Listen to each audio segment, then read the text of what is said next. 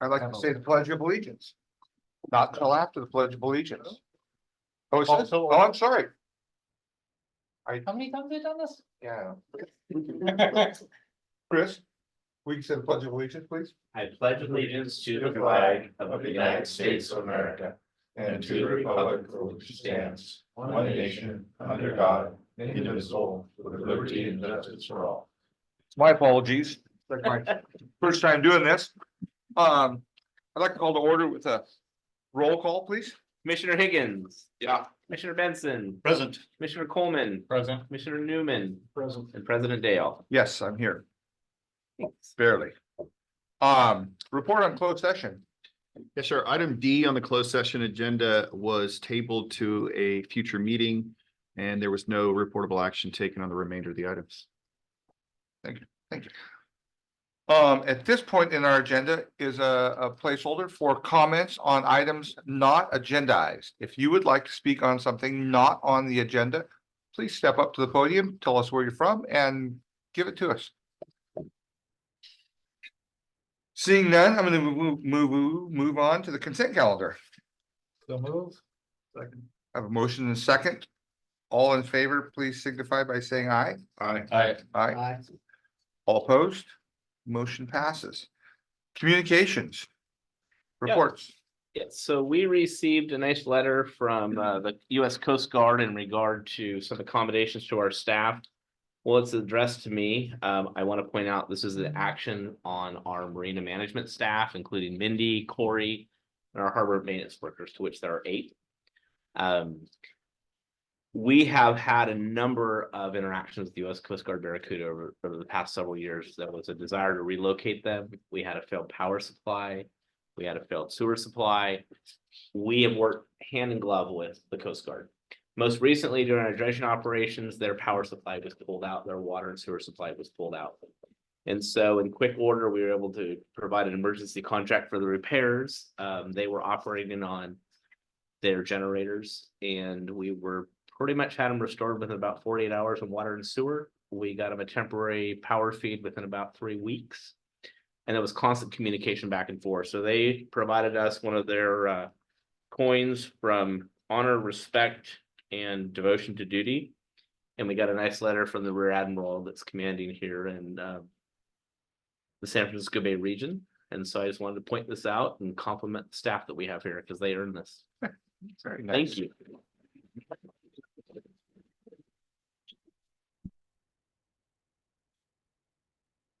Okay, I think I'm still up. Let me grab a mouse. Thank you.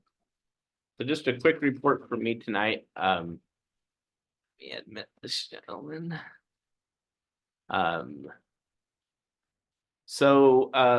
We have a harbor maintenance worker moment coming soon. Our next meeting, one of our new hires, Ron McLean, will be coming and standing at the podium, introducing himself to everybody. So that'd be nice for you guys as a commission and nice for our workers in the field to meet and be a part of the meeting. So Ron, he'll be the first to start. We'll start doing one a month. We attended the Yurok Tribe Offshore Tribal Wind Summit. I was only able to attend one day. I know others attended 2 days. I wanted to recognize the significance of that event and the learning lessons that occurred there. It was a real opportunity for us. That day we hosted the state controller, Malia Cohen, and we're able to take her out in Humboldt Bay and give her some insight into what it is we do up here in Humboldt Bay and give her some exposure to the area. That was a real honor and privilege. Commissioner Newman, thank you for providing a coach on that and captainship and some of your Maticat skills and sharing with her some of the highlights about Humboldt Bay. It was fun. It was fun. She had a bodyguard with her and he was packing. He was a nice fella too. Was that on the fireboat or the Maticat? It was on the fireboat. Yeah. Had a meeting today with Pacific Gas and Electric and their new vice president. They're taking a very significant interest in our heavy lift marine terminal project, as well as the relationships that we have with them. Crab season is well underway. I'll leave that one. I keep putting that on there and I apologize. We've been monitoring the king tides, and the reason that I'm making this noted is, from reports, there are a lot of wooden facilities that are failing around Humboldt Bay that leave raft navigational hazards. So we are routinely going out and making sure that things are in good shape. These high tides tend to break those sort of things loose. Not at all. No problem. The barn entrance continues to remain open without any draft restrictions, given all the weather we've had and all the rain. That's pretty remarkable. So we acknowledge our relationship with the U.S. Army Corps of Engineers and helping to keep our port open. Their recurring dredging is certainly paying off. We're grateful for our bar pilots and our friends at ZNC Marine that continue to go out and do surveys for us. Probably a report next time about the Corps and the annual dredge cycle and when that will be occurring. Marker number 9 is still a challenge out there. There was some removal done. There was one of those pieces is in our workyard right now. There was a temporary buoy erected, but it's my understanding now from Commissioner Newman that it's once again gone. So we'll continue to communicate on that. That's certainly an area of attention we're all paying. I reported that we had a chip ship coming in. It came in and left with a full load out of CRC Green Diamond.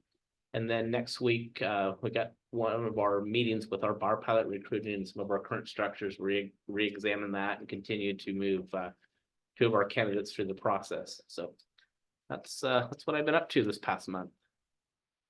Rob. Actually moved the bulk of my direct report to the offshore wind monthly update. That's where I'm spending the majority of my time, at least the past month. Diligently working on the Nordic and intake permits, getting closer every day on those. And I think I'll leave it at that. He's way busier than I. District council and treasurer, no treasurer. But Nothing for me tonight. you have nothing? Not on this side. Not on this side, okay. Commissioner reports, committee reports. Patrick, would you like to start off tonight? Well, Greg, I think you gave a great speech out of the statue when we announced the 426 million. And I was inspired by it. Thank you. So, and then it ran again on the K-Mud News, almost in its entirety. So there's an echo in here. But pretty big news this last month, and so it kind of swelled with pride with Huffman, talking about the green future and, and then all the news that we are the center of the Green New Deal. And so it's kind of surreal. River's not quite green enough for me to fish it, but I got my eye on it. And hopefully the steelhead are around. Interestingly, the rain has not caused the eel to go over 100,000 cubic feet per second. So when you get that like 150, 200, and then like up from there, we were at like 3.25 in 2019. That's when it's just gushing sediment. So the other thing that's happening there is that it's killing salmon eggs. So it's not killing salmon eggs and it's not puking sediment out into the littoral drift channel and plug in Humboldt Bay. So we got enough rain for the fish to ride, but not enough rain to like cause evulsions of sediment and for massive bedload transport that also is directly linked. It goes out into the ocean, winds blowing out of the south, littoral drifts flowing like a river, comes, and then with the tide, it sucks into Humboldt Bay, add a 20-foot swell, add a 30-foot swell, and that process can fill the mouth of Humboldt Bay in a couple of days. But not happening this year. Enough for the fish, but not so much that it gives us too much dirt. There's Uncle Pat's armchair geomorphology. I could probably get arrested for practicing without a license. Well, among other things. Never do 2 illegal things at once. That's right. Mike That's the Mike thing. Wilson thing. That's why you stay out of jail. I'm in constant contact with my constituents, and one of the things I just like to take note is just sort of this pride. I'm starting to feel anxiety and fear quieting, people settling into the marathon that we're involved in rather than the sprint. And the labor agreement, our resolution to work towards a zero emission port. I mean, all those things are having an impact. Our strong attendance at the UROC Offshore Wind Summit It says a lot. I want to thank, Captain Newman for taking me out for further training on the fireboat. So we had an event. And that was good, starting to get a handle on how to run that thing. It's You're kind gonna of, sign on, get up in the middle of the night? hell yeah. I've been a volunteer fireman for Fieldbrook for a decade, and now I'm in Eureka, and I don't want to just go do traffic accidents. So this is actually the perfect volunteer fire work for me. Monday night, I'm gonna be meeting with the PCC, it's the cooperative, to discuss various topics. I changed my teaching schedule at Cal Poly Humboldt so that I would have that night available for them, because it hadn't worked out in past semesters. But now I know when they're gonna meet, so I'll be probably meeting with them monthly during my time here, as needed. We're gonna talk about peninsula developments and offshore wind, heavy lift, marine terminal issues and the like. So that's coming up. I'll report back to what happens at that ex parte communication. That's Yeah. it? My turn. Your turn. Yeah, pretty exciting to attend the ceremony for the $426 million, and Greg sounded smart up there, so good job. I was, something about Greg and I must have cleaned up well when we went to Washington and asked for all that money to get away with it. But really commend the staff and all the hard work that went into that. That was a huge lift and just like an amazing thing to be able to bring that amount to Humboldt Bay on this project. Also attended the Europe Tribe Offshore Wind Conference, which I think was really good. I think it was really well attended. It was really good to be there. It was good to hear perspectives other than all of us who are so gung-ho to make this happen, to hear the very legitimate real concerns that are out there. And personally felt it really good to be able to reconnect with a lot of my tribal contacts from the past, and I really enjoyed being out there. We've had a few subcommittee meetings of various sorts, and I got here a little early today so I could walk down to H-Dock in the minus tide that we had and witness seeing actual mud flats appearing between the slips and in the channels there, which is kind of disturbing. And I've seen a lot of sailboats keeled over in the low tide. I was out walking a lot of times during work. I try and take walking meetings along the Bay Trail, and was out walking there the other day, and there's a couple from England out there watching the little otter family that lives over there under the aquatic building, playing around, and just like amazed. So it was like the coolest thing they've seen in their trip to America, just like here at Humboldt Bay. And so just a reminder of what a great gem we have here with Humboldt Bay, and always remember the recreation and the tourist potential of it, as well as the industry. Yeah, that's gonna take another walk for the king tides tomorrow, just getting a sense of what sea level rise is looking like.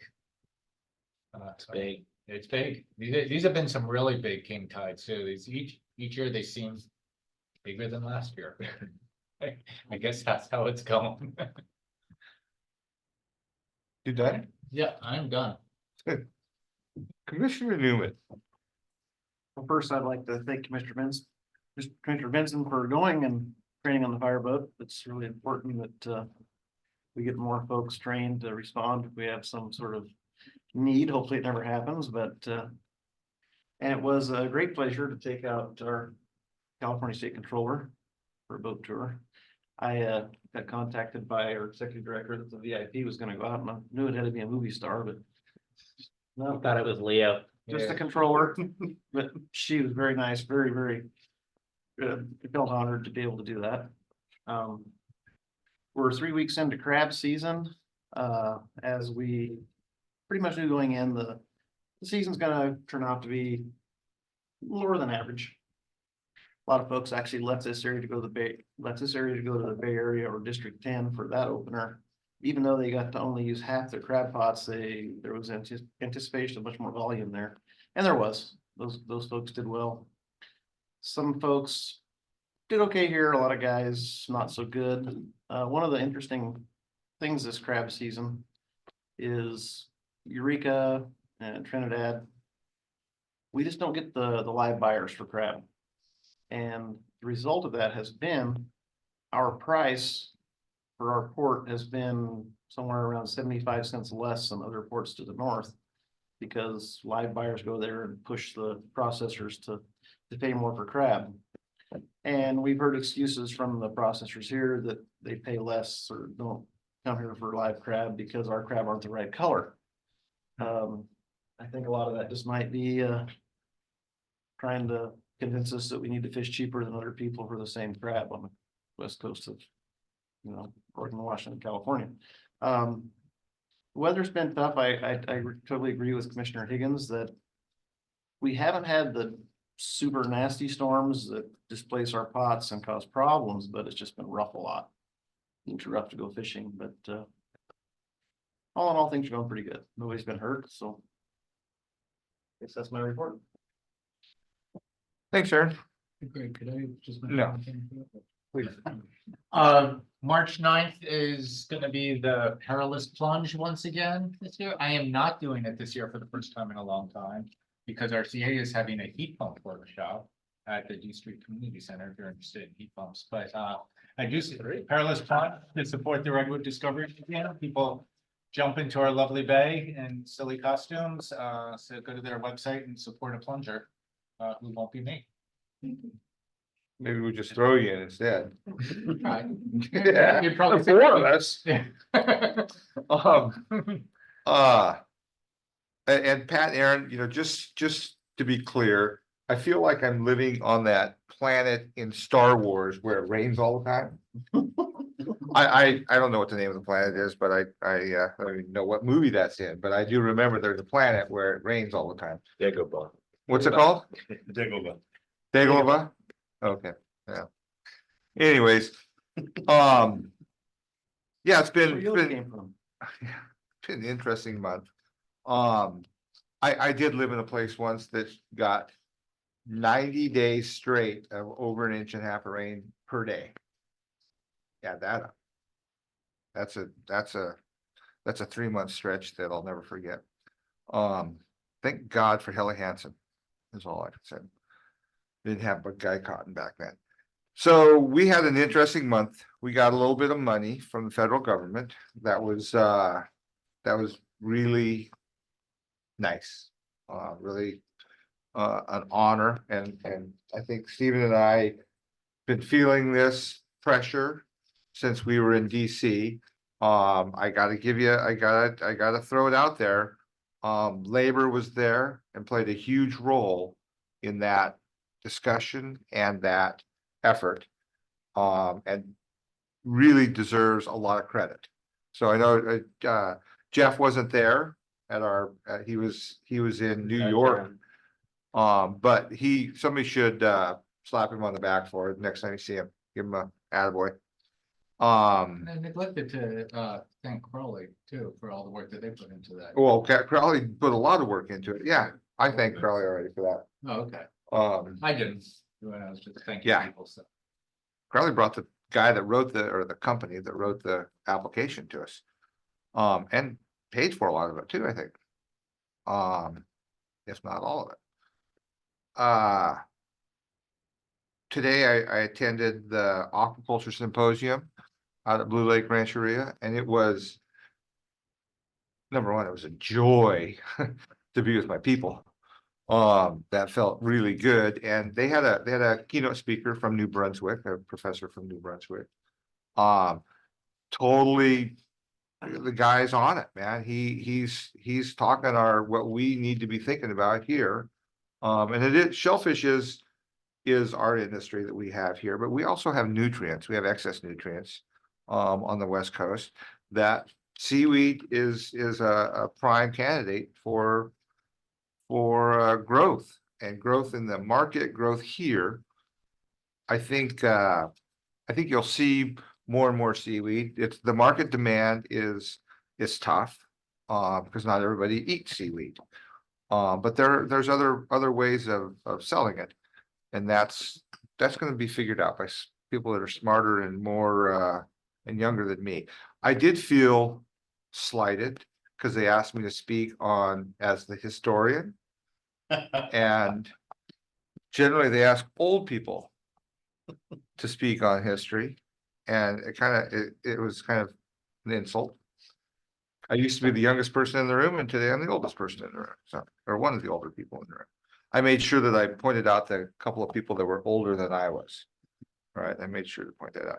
Other than that, I don't have anything else to report, so we're gonna move on. To unfinished business. Rob, you're gonna talk to us about our status update? Sure thing. So this is our fifth, I think, monthly update on the heavy lift marine terminal project. In this past month, practically nothing happened, so I have nothing to share with you. I like the Just pockets kidding. out. So we have ongoing meetings with tribal governments, and the Yurok tribe hosted the Tribal Offshore Wind Summit last week, which was 2 days remarkable experience. This Sunday, I'm driving down to Sacramento to support the Yurok tribe in their Missing Murdered Indigenous Peoples Conference and to march on the state capitol. So be aware that that is happening. Executive Director Mickelson and I went to the Blue Lake Rancheria and participated in a presentation that they wanted to share with us about their analysis of Green Port. And here's the two young women that are fellows to Blue Lake Rancheria that have been conducting this research. So more about that in the future. We've begun just talking to other private terminal owners throughout the Bay, and I think that'll be ongoing series of conversations. Aquaculture businesses, ongoing meetings there as well. I think we've had our third meeting with them with many more scheduled into the future. At this point, I think we're meeting with over 30 people in 13 different businesses and an ongoing growing list of topics of discussion. So more about that in the future as well, though I'm happy to dwell on that if you'd like to look at that list with us. We met with the State Lands Commission ballast water regulatory experts, which is relevant to the previous slide as well. Attended today the Aquaculture Symposium at Blue Lake Rancheria, which was really nice. North Coast Coalition on Dredge Management, which is a multi-agency, Army Corps, EPA, Water Board, etc. We're meeting regularly on this project now on a nearly weekly basis to talk about the dredge requirements and testing requirements. Ongoing meetings with the Port of Long Beach has been really productive. Right now, as we speak, BOEM is having a webinar about, I don't know if webinar is the right, it's a public meeting, really public hearing on their environmental review process for the offshore lease area off of Humboldt's coast. And they had an identical meeting earlier this week that I attended and listened in on most of the day. Also attended this funding opportunity for vessel operations. This is really about trying to find sources of funds to help small vessel owners transition to non-carbon based fuel sources, whether it's electric or other. So keeping my eye on those opportunities so that we can support vessel owners throughout the Bay, including fishermen and anyone else that has a vessel. So just be aware that we're tracking these grant opportunities, and there's a lot of organizations with feedback and opportunities for funding. Not sure why these slides are so slow to advance. I don't know why I captured so many slides there. Commissioner Dale and I participated in the Keat TV Humboldt headline, so you can find that online. So that was a nice interview there. I don't know if you had a chance to watch that, but I forgot about it until It was fun. yeah, it was fun to participate in, though I haven't watched it. I just remembered today about that. And our executive director participated in the Eco News hour-long conversation with Epic and Waterkeeper. And then, of course, Congressman Huffman announced our $426 million grant award. So that was a great event. And I just want to remind you of the first monthly update that I gave you on this project. I walked through our 4 plans, plan A, B, C, and D, on how we're going to fund this project. And at this point, we no longer need to talk about plans B, C, or D. We are on plan A. And Chris and I have been talking, it's time to have a new plan A, B, D, and C, right? We can't just, rest and stop and say, all right, it's plan A. Or it's like, this is our current state. Now we got to look forward and what are we going to do from here? And so we're going to be coming to you with some additional plan A, B, C, and D. And obviously this is just about phase 1. So now it's time to get serious. And recall this slide here, we've had a series of grants as stepping stones towards this project. And if you look on the left side there, we have won a grant every year for the past 4 years consecutively, each one getting a little bit larger, a little dip there, 2023. But if you calculate this forward in 2025, we are due for a $1.5 billion grant. So I'm just going to keep that trend going. It'll become exponential to the point where we will rule the universe by 2035. And Dagobah.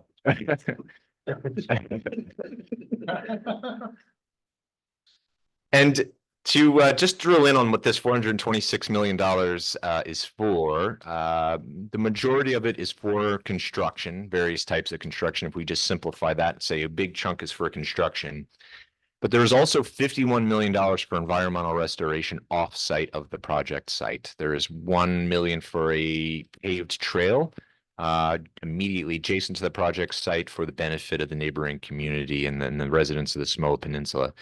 2.3 million for an eco shoreline, 10 million for an on-site solar array to provide renewable energy for the project operations, 1.2 million for public recreation access, whether it's a fishing pier, kayak launch, something like that. We're still figuring it out. 3 million for a dredge dewatering area, which will really help with Woodley Island Marina dredging. So it'll have multiple purposes, but will also serve the ongoing maintenance dredging of the berths. 6 million for a community benefit program that is exclusively for tribes, fishermen, aquaculture residents, recreational users, and nearby residents of the site. And so more about that in the future. $2 million to upgrade Woodley Island facilities, including fishermen, gear storage, and an extension of the work dock and hoists. 1 million for the relocation of aquaculture tenants. So there is nearly $78 million outside of the construction focused on benefiting Humboldt Bay and our community. So something to recall about that grant. And I think that is the end of my report for the month. Thanks, Rob. Any questions from the board? Patrick, I'm sorry. I would Sorry. like to request that the Redwood Coast Energy Authority be moved up. Hold on, into we're business commenting on Rob's report. Oh, sorry. But I jumped the gun. I'm in the queue on that one. Okay, Yeah, Rob, thanks for the report. I always appreciate the update and I know sometimes it's repetitive now because we have them monthly, but there's been a lot of new information. I just want to comment on this $51 million for environmental restoration. I've been tracking restoration since 1990. Added up all the grants that have been received for ecological restoration around Humboldt Bay. There's been 35 projects since 1990 for about $7.5 million. We've, in that time, 30 years, I would give us a C- as a grade. We tell them I'm a professor to the restoration community, because in those 30 years, we've put back about 2,800 acres back to muted tidal prison that were cut off from the bay, former dike tidelands. And so we've, of the 9,000 acres that colonialism basically took from the 27,000 acre bay at the time to reduce it to 18,000, we've restored about 2,800. So, about a third of the way there in 30 years on a pittance of that money. I just want to comment on how huge that is for you. I just want to put that in perspective to folks here. All the restorations so far doesn't even come close to that amount of money around the bay. The biggest restoration project in Humboldt County, Salt River, 30 million. So this is a huge number. We're going to do a lot of good in the next 10 years with that. Thank you. thanks, Greg. Steven? I saw as you're flashing through the slides, the VW settlement is there still VW settlement for port electrification? There? Yes. That's something that I feel like, Vehicles though. yeah, we really, that should be pretty easy money to relatively easy money to access for. It's a number of competitive projects. program, but yes, Yeah. yeah. So, Yeah, yeah, I was glad to see that up there, because that's been, Maybe Right, maybe no problem. tell everybody what VW is. Volkswagen. Martha Nugent, yeah. Back from their diesel emission scandal, they had to pay into a huge fund, and I know back when I was working for Blue Lake Rancheria, we were able to access some of that for an electric bus and a cleaner diesel fire truck and a few other things, and so I think I was just commenting, I was glad to see that up there, because that's something I've been trying to direct us towards for a while. It's been perpetual. It's been offered many times. In the past, we didn't qualify because of the criteria, but it continues to prosper and pop up each year. And I would hope it's sooner or later we qualify. I don't know that we did, because when it's for drayage trucks, isn't it? But There's for vessels too. yeah, Boats. oh, for vessels, yeah. It's So, for vessels and I think We've been shore wait- power and drayage equipment and all sorts of stuff. yeah, we've been waiting for our opportunity to apply for it. It's a big fund. Well, that's all I had, but thanks for the continued report. Appreciate you keeping us in the community informed of what's going on. Thank Maybe if there's maybe a partner agency somewhere around that could help us with the green terminal planning, some of that solar array stuff. Are you done? I'm done, Okay. unless you let me keep talking. No, you're done. Commissioner Newman. I just wanted to tell Rob, good job and keep up the good work. No doubt. You guys are hitting home runs every day, and it's just fun to watch you guys. Really fun to watch you guys. I'm gonna take it to the audience. Anybody care to comment on Rob's status report? Seeing none, thank you for that, Rob. Appreciate it. We're gonna move on to new business. Now, Patrick. I would like to request that we advance the Redwood Energy Authority to 11A. Give me a Do we second. need to, is that like a motion? You can just let it be so. You Let may- it be you so? may do that as a fiat. Chris. A fiat. I think we can do that. So I'm gonna move C to A and A to B. And B to C. How's that? Everybody understand? So let's receive our report from Redwood Coast Energy Authority on the benefits of the RES BCT solar array arrangement. Sorry. So we have Mike and Sally with us from Redwood Coast Energy Authority tonight to offer a presentation. So if you guys want to come to the pulpit there and And that doesn't transmit to the audience, it just transmits to Mindy's computer. Advance their own stuff. that, they can, or we can help them, but if they can Oh, do it, it'll be great. yeah, I'll take that. I just want to point out, I've been working with Mike and Sally for a period of time on an opportunity for us to not only become part of Redwood Coast Energy Authority, but also for some cost savings for the district. They've been not only accommodating, we've had a little bit of fun too. So thank you. And can I just also point out, since I work for Redwood Coast Energy Authority, from legal counsel, correct me if I'm wrong, I was told, since this is an informational only item, I don't need to excuse myself from it, but any future voting or action items on, There's no action on this. there's no action on this. Yeah, we intend to bring this back to you at a future date for decision, but tonight was to allow them to offer us a presentation. And I should offer that I have a wife that has a picture of Matthew Marshall on our bulletin board with a tack in his forehead because 5 years ago, I told her that he was the one that was taking our money from PG&E. And she took that literally and put a tack in a picture of Matthew and I together, and it's still there. We laugh about it all. Real quick, Rob, is it just a right click to advance or? Or the trackball. That's trackball, okay. On the right way, let's see. There we are. Okay. So my name is Mike Avcali. I'm a senior manager in our infrastructure planning department at Redwood Coast Energy Authority. And I'm Sally Bragley. I'm the account services manager for RCEA. And so we are giving this presentation, tell you a little bit about Redwood Coast Energy Authority, and then specifically talk a little bit more about the Renewable Energy Self-Generation Bill Credit Transfer Program, which is a mouthful, the acronym RES BCT. And so, make sure I'm going, no, I went backwards, sorry. So I'll get this. So first off, Redwood Coast Energy Authority is a joint powers agency. We formed in 2003. We more recently in 2017, became a community choice aggregator where we provide the energy component to over 90% of the electric customers in Humboldt County. Our mission is to develop and implement sustainable energy initiatives that reduce energy demand, increase energy efficiency, advance the use of clean and efficient renewable resources available in our region for the benefit of our member agencies and their constituents. We have a similar offering that PG&E has for electric generation component of your electric service. And I think I already said we serve over 90% of the electric accounts in Humboldt County. And so, right here, we see what PG&E does. They provide transmission and distribution service. So even every single one of our CEA's customer still receives their transmission and distribution service from PG&E. They continue to own and maintain the poles, the wires, the transformers and substations that deliver power to every electric account. What we do is we buy and sell we purchase clean renewable energy or a mix of renewables that flow on those electric power on those lines.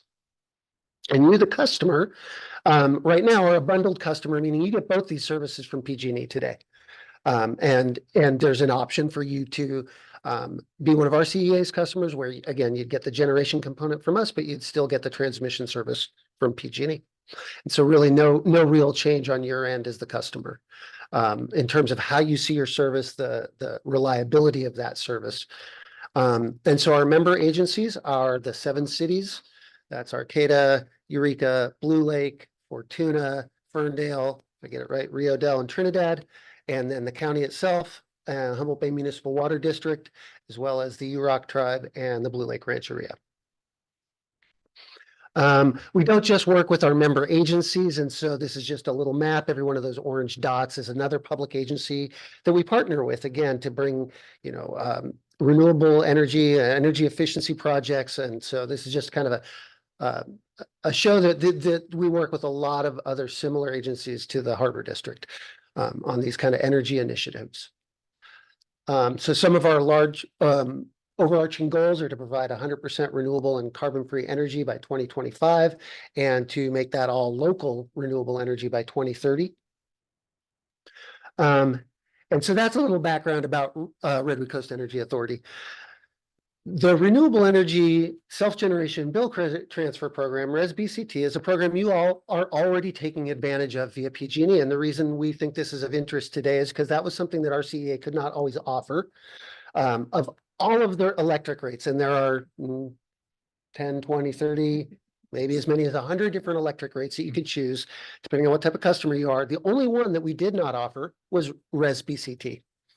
We take pride in saying we offer all that and benefits, and so what we really hard to try to make this something that we could offer to our community. What it does is it allows you to have a large generating facility, like your large solar array at Tournament 2. It allows you to have that in one location, but have accounts that use electricity and benefit from that solar somewhere else. Not a metering person, completely separate accounts. And also, like I said, you already have a large generating array out of the terminal, and then the benefit electric bills that large array assets power on site, but it overproduces. You export power back to the grid, and so that you get credits. That's credit. Those credits can be transferred from that to other accounts. Those accounts here. Again, it's a pretty unique arrangement. It's only available to small government agencies. Local government agencies. And it's pretty darn beneficial. So, just a little bit in the weeds, but your credits are based on the electric generation component of the generating account. So, we provide generation services. You get that credit back based on what you paid for the electric generation component. You are using the poles and wires to transmit that electric content, back to these other accounts. So you don't get the full retail credit. And we just want to be upfront about that. They're calculated based on the electric rate you pay over there at Vance Avenue. And so, you know, that's a factor of what the value of those credits are. And then they're just applied as a dollar value to your accounts on the benefiting side.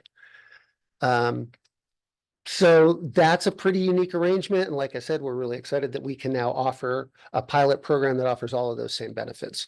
So some of the benefits of becoming an RCEA customer are simply, like I said, same reliable electric service. You have more local control. We have a board made of locally elected representatives of all of our member agencies. We meet once a month at the Warfinger building. And we have a higher renewable content than the PG&E alternative.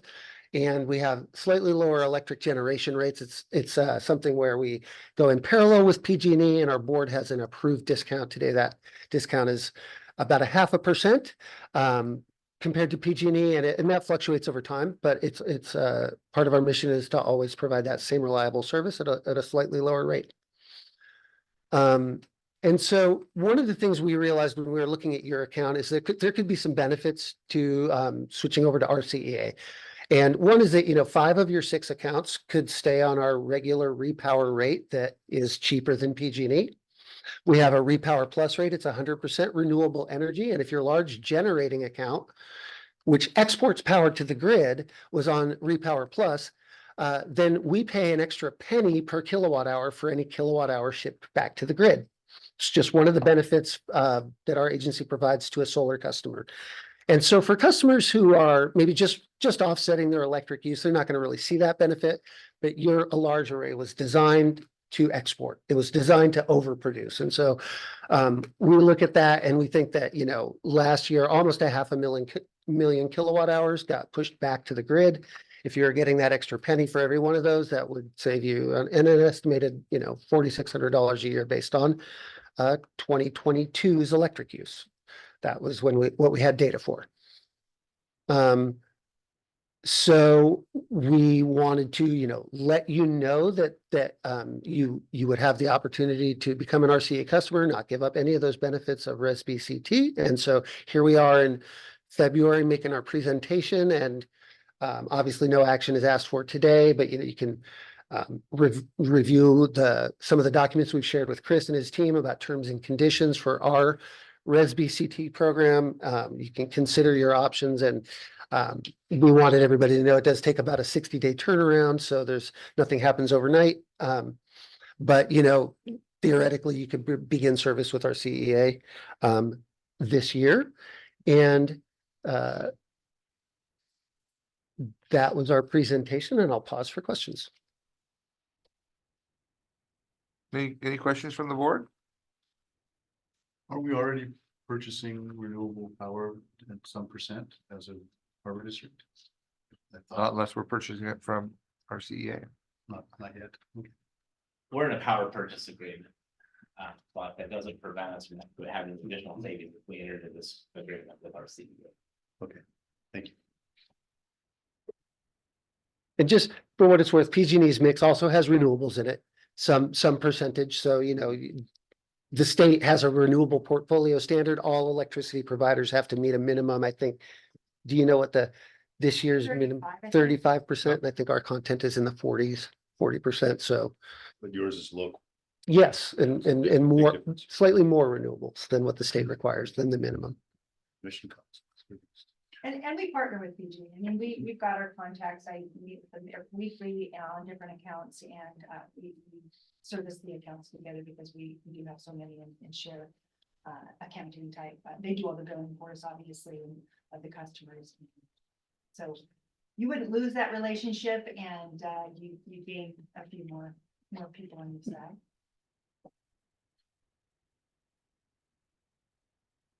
It sounds good. I got an off the wall question for you. The PG&E rate shock thing that's coming up. Do you guys can't really buffer us that much from something that dramatic in terms of the increase? Those charges are passed along to customers. Even though we're kind of RCA, I mean, I'm we at home, I use RCA and we're subscribing. And so I know this is kind of not germane to the question at hand. But so is there what's the deal with the PG&E increase in your customer base? Well, PG&E's territory, the rates apply to everybody in that territory. And of course, we're the northernmost part of their territory. So our load actually doesn't mirror much of what the rest of the territory mirrors. We're kind of a winter load, peaking load, and down south it's during the summer with the air conditioners. But when PG&E puts their rates together, it is for their whole territory. So we don't have a lot of wildfires, but we are paying for those wildfire resiliency measures that are undergrounding and that, which are so expensive. And there's a limit to how much you guys can buffer us, right? There is, we were talking about the transmission and distribution and the generation, and a lot of it's happening on the transmission and distribution Thank you. side. Yeah. Yeah, that's where they make their money. That's their return on investment. The generation side, they don't mark up. It's how much the cost of power is, and cost of power just keeps on rising. So both PG&E and RCEA, really work hard to. Well, I know RCEA does. I can only speak for us, I guess, but work hard to get the best to supply our customers with. Thank you. You want- Go ahead. No, I think, thank you for the information. It was really helpful. I don't see any reason that we as a district don't pursue this. I mean, I think, in my opinion, and my direction, and I don't know that the rest of the board agrees with me, but I think that you should pursue this res BCT program, pilot program. I would, you want to say something? I want to say something, but cut me off if I shouldn't be, but, the other advantage, we wouldn't see a whole lot of difference necessarily on our monthly bill with this, but it is, if you're thinking locally, everyone tells you to shop locally, this is shopping locally on a major basis. And so RCEA, I'm proud to say, like, we do a lot of work on doing resilience work with fire stations, going out and helping at-risk communities, providing rebates to a lot of the communities. So all the money that we're paying on the RCEA portion of the electric bill would be staying locally, funding local programs. And I think that's just one of the biggest advantages of participating in this. You're getting to help fund a bunch of local programs, and the cost to the district would be slightly lower. So. Yeah, exactly. Either way you look at it, we pay less for our electricity bill. Yeah, I would support our executive director looking into this. And to me, this seems like an operations and management stuff that Yeah. you don't need board permission. If you find us a better deal that feels better locally, in terms of support, go for it. And Marshall can get a haircut. We'll let him know. All right. Yeah. Mike and Sally, thank you very much. Yeah, thank you. Thanks, Mike. Thank you for your. The message here tonight is we've been trying to reform a relationship with RCEA in the 5 years that I've been here at the district. This was the first time that we found an opening on this side of a program that we'd be able to take advantage of it. And Mike and I have been communicating the whole time, and I was kind of excited to meet Sally in this process. She was a customer of mine years ago, and so it's a good fit all the way around. So thank you. Thank you. Thanks for all your work too. So you have your direction. We're good to go. All right, so we're going to move on to the presentation of the Brown Act, Ryan. Procedures from Ryan Pulse, our district council. All This right. is a 7-minute Brown Act Hopefully it's presentation. shorter than that. Oh, very good.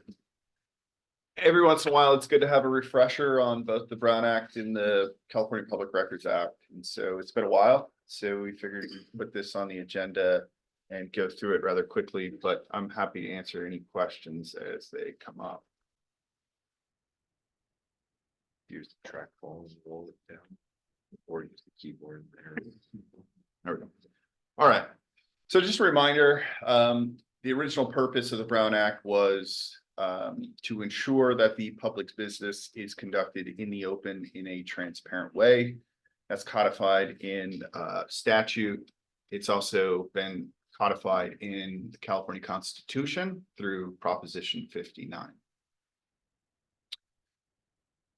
General principles of the Brown Act, as we know, all meetings shall be open and public. Actions and deliberations must be taken openly. Anybody can attend and participate in the meetings, and only matters on the agenda can be discussed and action taken on those. And there are very narrow exceptions to these general principles that we'll discuss. Meeting under the Brown Act is broadly defined as any congregation of a majority of the members of the body at the same time and location, including teleconference, to hear, discuss, deliberate, or take action on any item that is within the subject matter jurisdiction of the body. It's not just limited to taking action, it's hearing, discussing, deliberating, or taking action. Deliberation is likewise defined broadly. Action is any collective decision or actual vote by a majority of the members of the body. So it's not just sort of, an actual vote if there's collective decision to staff or a collective decision to proceed in any particular way. It is an action taken under the Brown Act. There's the various types of meetings that we're all familiar with. Regular and special meetings you see most often in. There are emergency meetings that are allowed under the Brown Act. I think this commission has used it once in the last 4 or 5 years. But those are obviously meetings held on short notice for an actual or threatened disruption of public facilities. There are adjourned meetings that we often don't use. And there are informal meetings, which are akin to special meetings, study sessions, other types of informal meetings. Teleconferencing was a big issue during COVID. You'll see the default teleconferencing rules that existed before COVID and still remain are rarely used due to burdensome requirements, including that you got to open up your living room to the public that would like to attend from wherever you're teleconferencing in from. AB 2449 is the really last remaining COVID leftover. It allows for less than a quorum of the legislative body to participate in a public meeting, so long as the 2 or less members participate remotely for just cause or emergency circumstances. Both terms are defined in the statute narrowly. And if we go through the AB 2449 route, the legislative body must also allow the public to teleconference in via the same means and matter that the particular commissioners are joining. Feel free to stop me with any questions as we go through these. Exceptions to meetings, and these come up often, and they're good to kind of go through and have a good understanding of. The Brown Act accepts individual contacts with any non-legislative body member. So talking with constituents, talking with staff, talking with other public officials, that is not a meeting. Most importantly, it's not a meeting because there's not a majority of the board that's engaging in that communication. But as public officials, as elected officials, you are free to talk one-on-one or with groups, as long as they're not also fellow members of the board. A majority of the board can attend conferences, so long as those meetings are open to the public. A majority of the board can attend community meetings, so long as they are open and publicized. And a majority of the board can attend meetings held by other local bodies. Again, so long as those are open and publicized. And board members can attend standing committee meetings of other members of the board as a mere observer. They can't participate in the discussion. They can't let their thoughts and opinions be known. A majority of the board can, of course, attend social or ceremonial events, and hopefully this is never necessary, but grand jury testimony.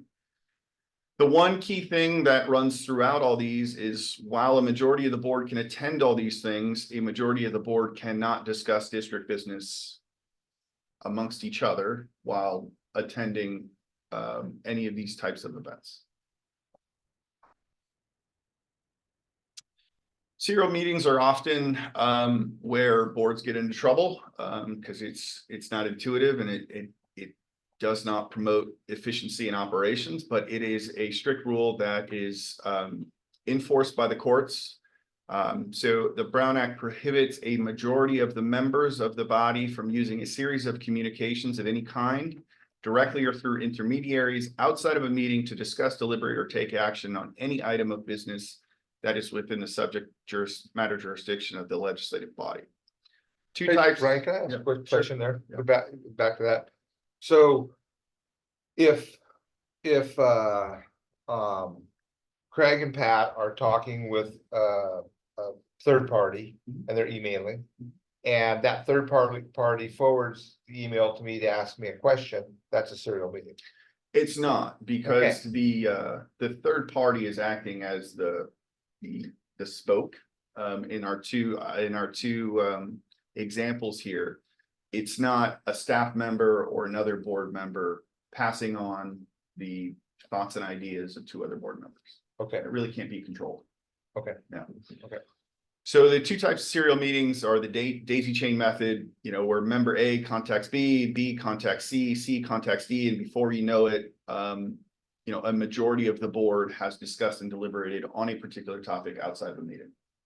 That's a serial meeting. It's prohibited by the Brown Act. Same as with the hub and spoke method, where one person acts as a hub and passes along and communicates with other members of the body, so that a majority of the board has discussed a particular action outside of a meeting. This is the reply all problem, right? When staff emails the board and a board member replies all and says, "Yep, that sounds good." That's a serial meeting. That's a violation of the Brown Act. As ticky-tack as it may sound, that is what a serial meeting is trying to avoid, is letting your thoughts and planned action be known by more than a majority of the board outside of a meeting. So careful with the email correspondence between the board. These are communications that aren't a serial meeting, which is a unilateral communication written to the full board, such as an informational or advisory memo from staff. Staff which should use the BCC email function to avoid the reply all problem. Individual meetings with staff in preparation for a meeting. Staff in these meetings should also be careful not to disclose to the member that they're meeting with the contents or discussions with other board members in separate meetings. Do you have a social media slide on this, or because I know social media can be real tricky if like different board members comment on something that's related to. Yeah, I mean, the social media is okay. I mean, you're free to post your positions and thoughts.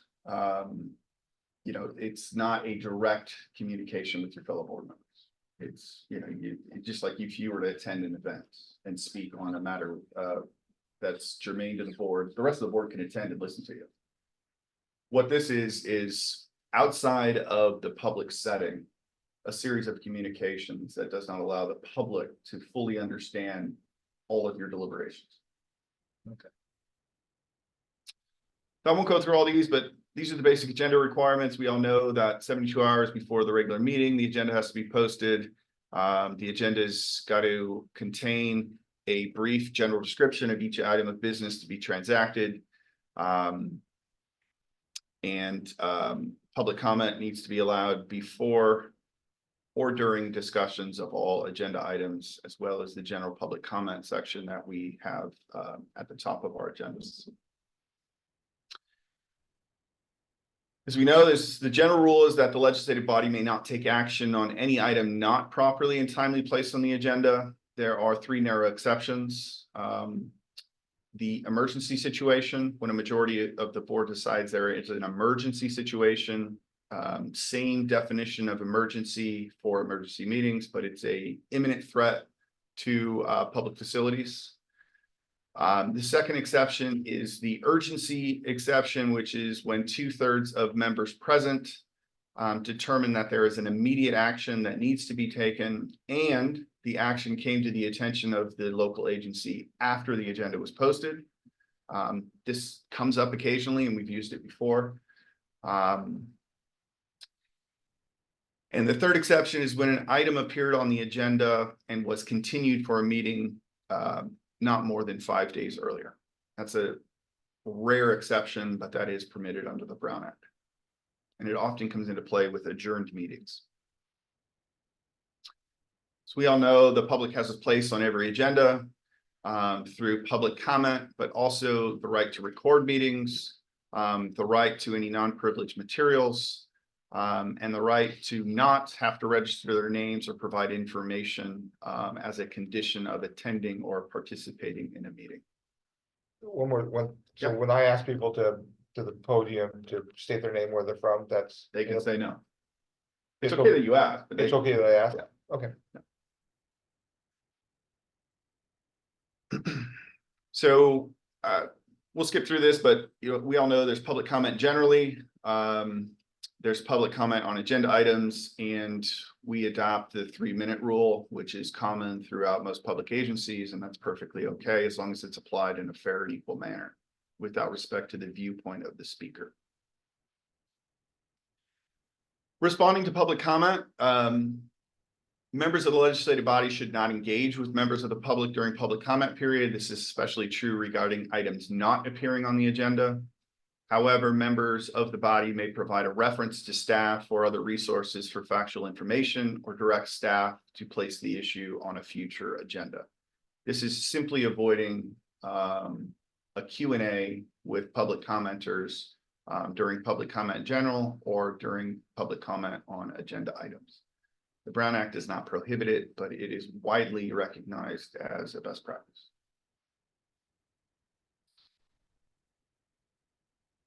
Hopefully, we'll never need this, but the Brown Act does provide some procedures to prevent disruptions at meetings. In particular, it allows the body to remove persons from a meeting who willfully interrupt proceedings. Ejection is justified only when audience members actually disrupt the proceedings. And if order cannot be restored after ejecting disruptive persons, the meeting room may be cleared, except that members of the news media who have not participated in the disruption must be able to stay. Does that include board members? Yeah. Closed session. So this is really the only exception to open, public, and transparent deliberation. Closed sessions are narrow exceptions, and courts construe them very narrowly. Closed sessions must take place as an agenda item. They must include specific citations to statutory authority. Only items on the closed session agenda may be discussed in closed session, even if no action is taken. Discussion of an item not on the agenda in closed session is an unlawful meeting. And attendance at closed sessions must be limited to those persons that are absolutely necessary to the issue under discussion.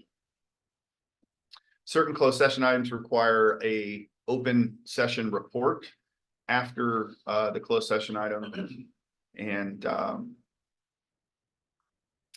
primary closed session topics are conference with legal counsel regarding pending anticipated litigation by or against the public entity, to discuss liability claims, conference with real estate negotiators, public employment, both in terms of appointment, evaluation, and discipline, conference with labor negotiators or with unrepresented employees, and threats to public service or facilities. There are some additional ones, but those are the primary ones that you'll see. So I'll stop there on the Brown Act. Any questions on the Brown Act? I know we've lived it, and so we're probably mostly aware of these, but it's always good to have a little refresher. This is just 2 slides on the California Public Records Act, but in line with the Brown Act, the PRA requires that public records be open and available for inspection by the public with very limited exceptions. All of our documents are public records and must be disclosed upon request. A public record is anything in writing containing information relating to the conduct of the public's business, prepared, owned, used, or retained by any local agency, regardless of physical form or characteristics. So your emails, your texts, your voicemails, your letters, your documents that are provided by the district, those are all public records that if we get a request, may be subject to production.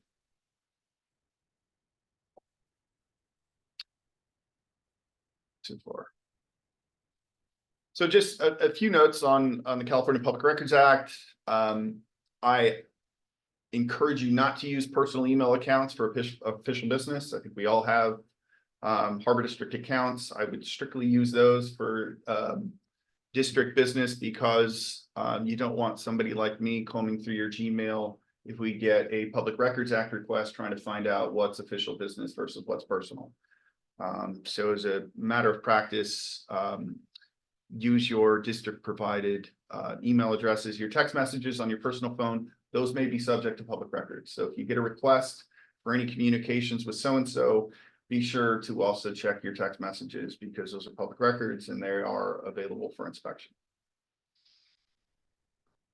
In that same vein, text messaging about city business is generally not a good idea for that reason. You mix personal communications with business, and if push comes to shove, you may find yourself having somebody else combing through all your messages to find out what's official versus what's personal, and that's, you know, an intrusion and never a good idea. So if you can separate the two means of communication, that is certainly a good idea. And just always keep in mind that before sending an email, letter, text, etc., remind yourself that that email is likely subject to public disclosure as an elected official. Other than that, as requests come in, you've all seen it before, staff will reach out to you so that you can initially perform a self-inspection and disclose, you know, any official records. But again, if push comes to shove, there are mechanisms whereby a third party needs to do that review, and it's never fun. So that's all I've got for Brown Act and the CPRA. Just a couple of things that I always talk about as part of these presentations that are a little bit different, but similar in your role as elected officials, is that the board acts as a collective body.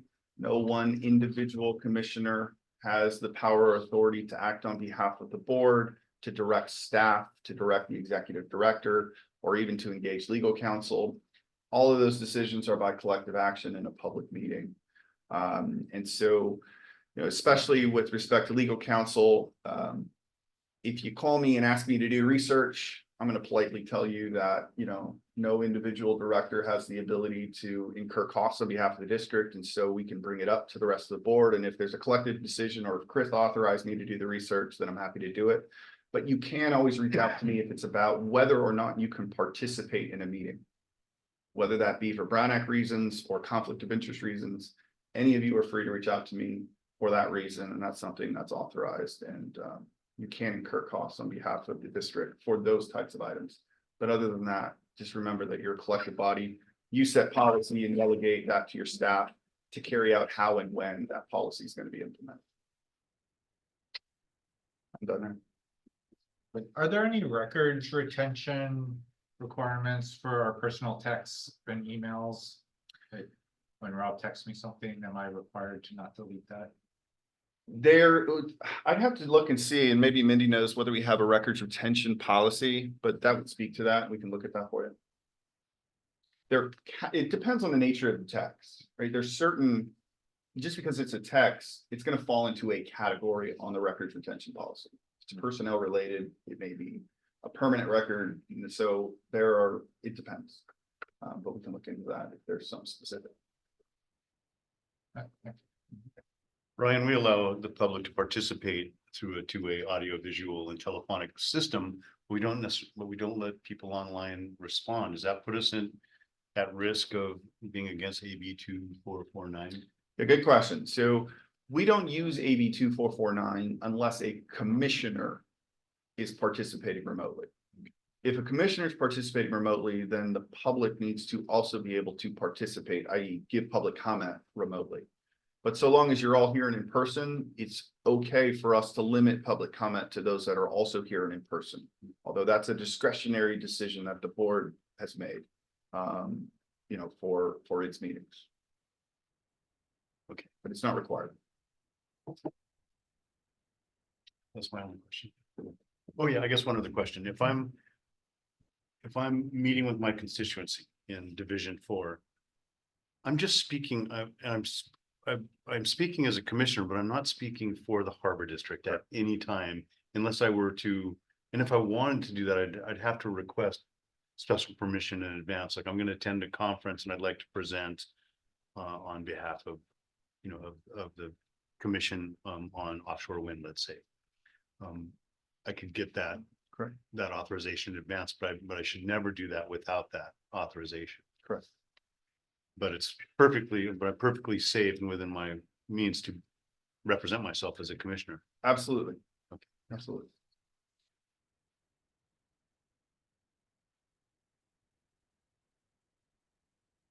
All right. That's all for me. Thanks, Ryan. That was awesome. Yep. Quick and to the point. Because it can be a lot longer than that. Okay, don't forget to take public, comment on the Brown Act. Would anyone from the public care to speak on the Brown Act? Please step forward and state your name, where you're from, and your social security number. Be disruptive. Yeah, don't be disruptive. Thanks for that, man.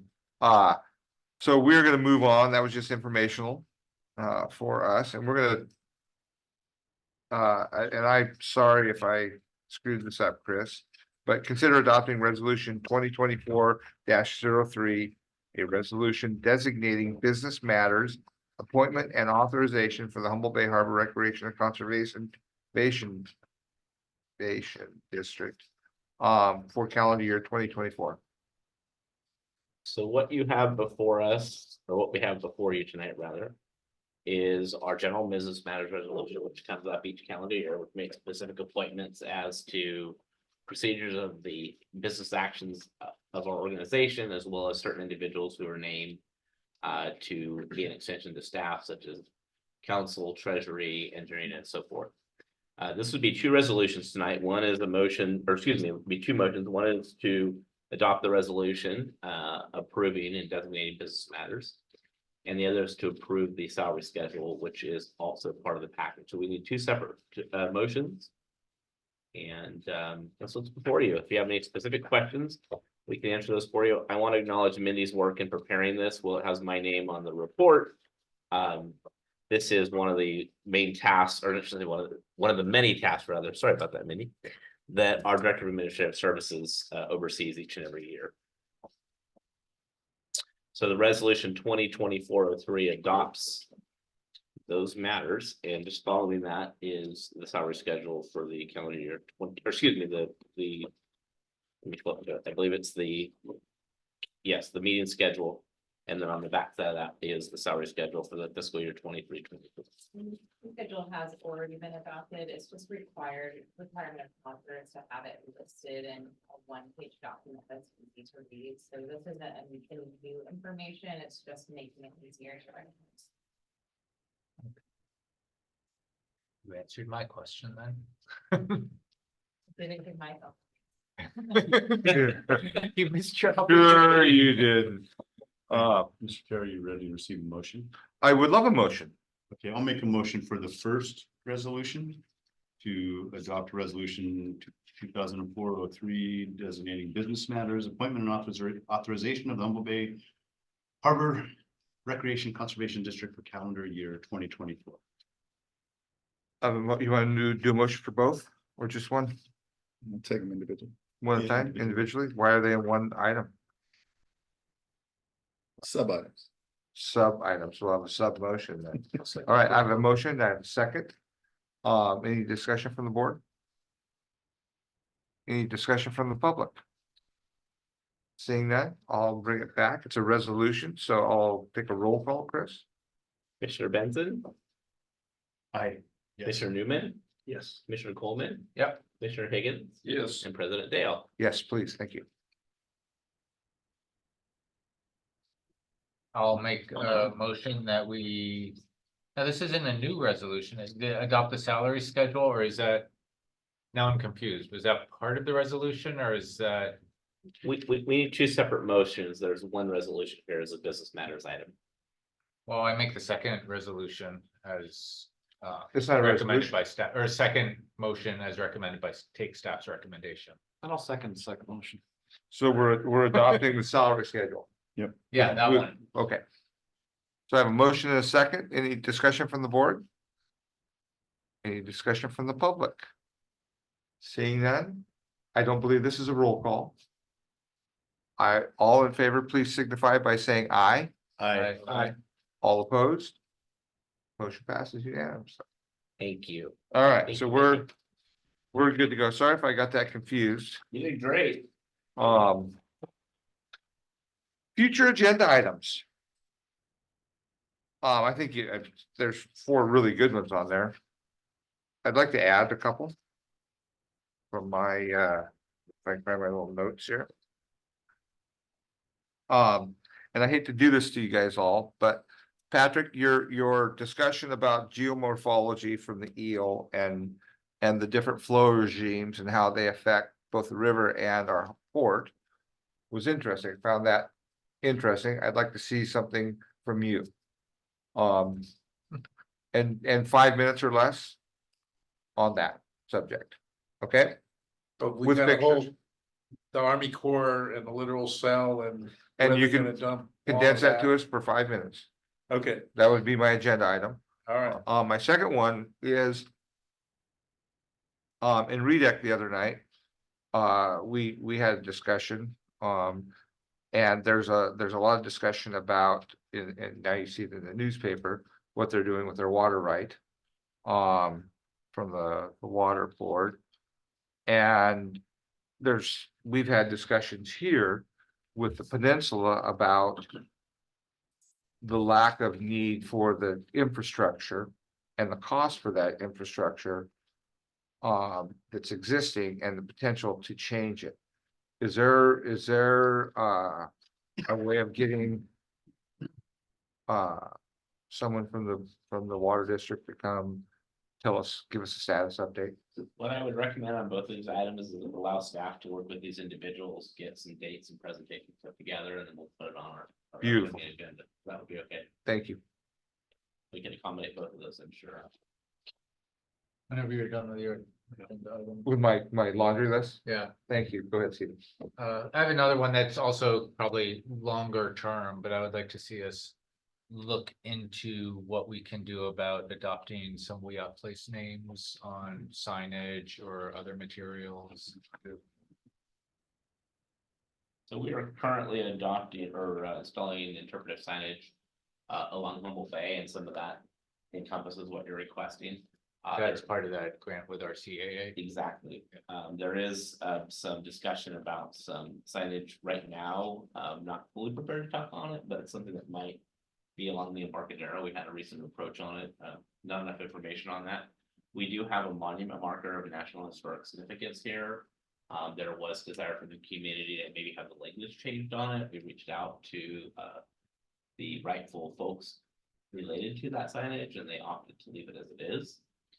But we certainly could work with the tribe and see if it's something they want to do. I'd want to, make Oh, yeah. some congruence, as I know you would propose, but we'd absolutely be able to reach out. Absolutely.